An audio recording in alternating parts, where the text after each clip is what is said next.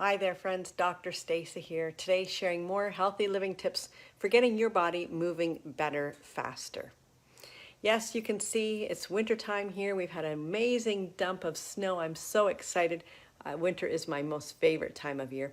And shoveling snow first time in the season can really be a challenge in regards to an activity that your body's not used to, waking up those tired muscles that haven't been used in a while.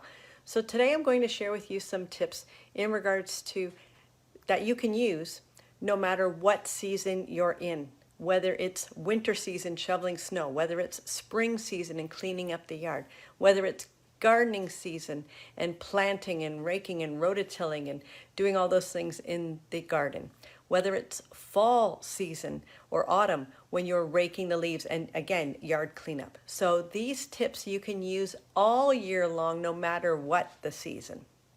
So first of all, when it's time for you to start back into a new activity that you haven't done for a long time, like this is the first snowfall. Here we are almost the middle of January. Winter technically is supposed to start for us in November, but we haven't had any snow. So it's been a long time of idle time and no snow shoveling for a long time. So when you go to do this for the first time, it's just like any new exercise routine. You are going to find muscles you forgot you had. Your body is going to talk to you. So to help to reduce the strain on your body, here's some tips that are really important that you can use for every season of the year. First of all, dress appropriately for the weather. Have loose clothing so that it's not binding or restricting your movement. So if it's really cold out, make sure you're dressed in layers, because as you get working and your body warms up, then you're going to want to remove some of those layers so that you don't end up sweating too much while you're working. So always be at a comfortable temperature. The next thing is stretch first. Even walk for 5 minutes briskly around to get the blood flowing through your muscles so that they are well fed with oxygen for the task that's going to be at hand. So walk first for 5 or 10 minutes to loosen up your body, warm up your body, get your blood flowing, get your heart working and your lungs pumping. So that's the next step. Now, gentle stretching will be helpful just to help loosen things up, get the creaks and groans out of the muscles. If you spend a lot of time sitting through the course of your day, then you're going to want to open up the chest, stretch the arms back, stretch the low back as well. Do some side bending, left side, right side, to open up the side body, especially if you're going to be using your upper body a lot for shoveling or raking or anything like that. You want to open up the side body where your ribs are. So side bending is really important. What you can do before you go outside, or if you have a place outside that you can lay down, depending again on the weather, you can do some knee to chest stretching. This is so important for your low back. So what you'll do is lay flat on your back on the floor. If it's too hard to get up from the floor, then maybe you shouldn't be out straining your back to such a degree if you're already having trouble with mobility issues. And definitely see your local chiropractor for that. They can definitely help you get back to enjoying life the way that you desire and do all the things that you want to do. So if it is too hard to get up from the floor, then do it on the bed instead. You're laying flat on your back. You're bringing one knee up to the chest.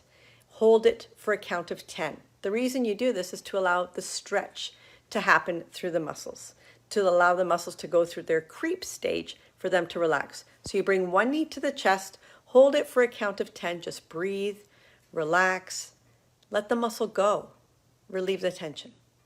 Then let that leg down. Bring the other knee to the chest and hold it for a count of 10. Yes, you need to balance out both left side and right side of the low back.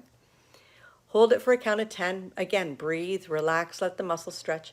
And then bring both knees to the chest. Now, don't do a curl. Don't bring your head and shoulders to your knees. Just leave your head and shoulders on the bed or on the floor as you're laying, and just bring the knees to the chest.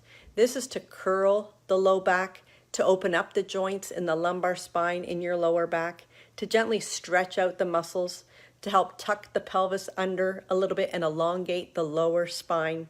So many benefits of this very simple exercise. Now it's time to go outside and start doing the work.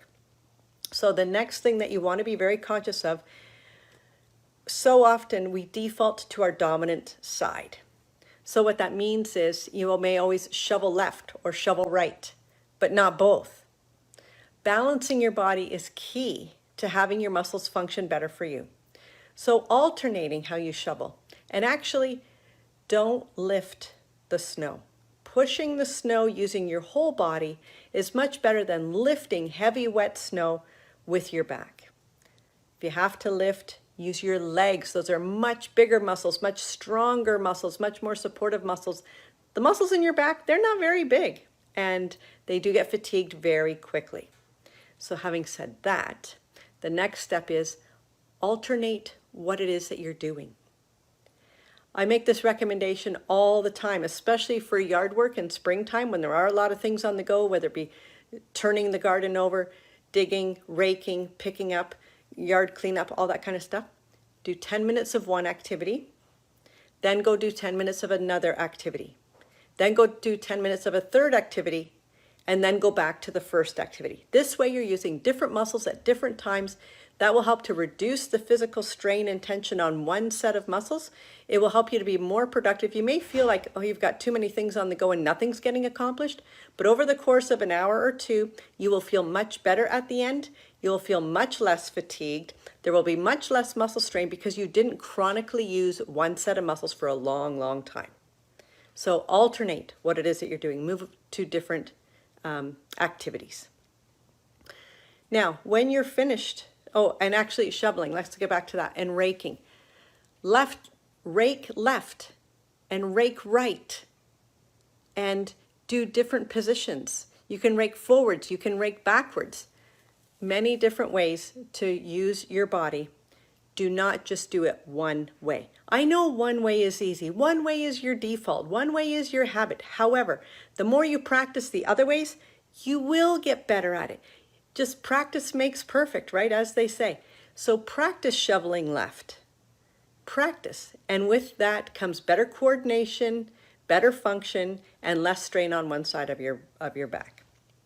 Now, when you've finished the activities, it's really important to the aftercare as well.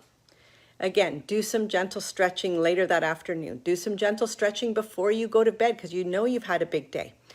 Also, you can have a nice warm shower is what I highly recommend because stepping into and out of a shower, you're in a neutral position and that protects your back. Getting into a bath, if your low back is bothering you, I don't want you getting stuck in the tub, so that can be an issue. So I always recommend a shower over a bath. If you feel that you can safely get into and out of the bathtub, then go ahead.